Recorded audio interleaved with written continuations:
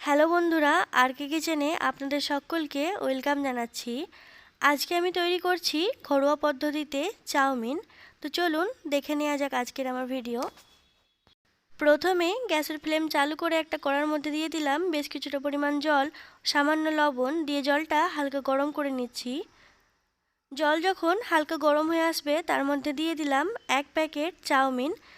Medium ফ্লেমে আমি 2 থেকে 3 মিনিট এটাকে ফুটিয়ে নেব। 2 থেকে 3 মিনিট পর আমি এটা নামিয়ে নিচ্ছি ও একটা পাত্রের মধ্যে ঢেলে নিচ্ছি। উপর থেকে নর্মাল জল দিয়ে ধুয়ে নিচ্ছি।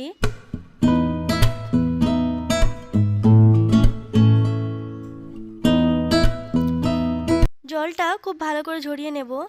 আবারও গ্যাসের ফ্লেম চালু করে কড়াই বসিয়ে দিয়েছি। তার মধ্যে দিয়ে দিলাম 1 চামচ তেল, দিয়ে দিলাম একটা কুচানো কাঁচা লঙ্কা ও একটা কুচানো পেঁয়াজ।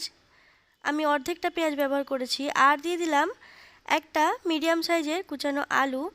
ভেজে নিচ্ছি সব কিছু সামান্য একটু নুন দিয়ে। দিয়ে দিলাম সামান্য হলুদ।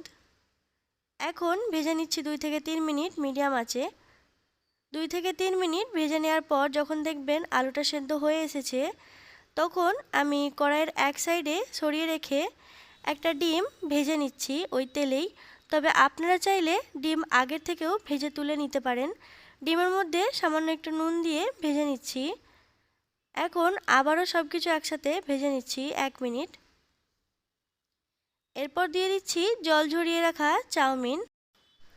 2 চামচ টমেটো কেচাপ দিয়ে দিলাম। এখন দুটো কাঁটা চামচের সাহায্যে আমি খুব ভালো করে মিশিয়ে নিচ্ছি। লো ফ্লেমে 2 মিনিট আমি এইভাবে রান্না করে নেব।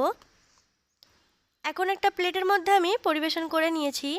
আপনারা এইভাবে বাচ্চাদের টিফিন বা সকাল বিকালের নাস্তা হিসেবেও বাড়িতে বানিয়ে দেখতে পারেন। ছোট থেকে বড় সকলেরই দারুণ লাগবে। বাড়িতে বানালে কমেন্ট করে জানাবেন খেয়ে আপনাদের কেমন লাগলো। ভিডিওটি ভালো লাগলে প্লিজ একটি লাইক দেবেন।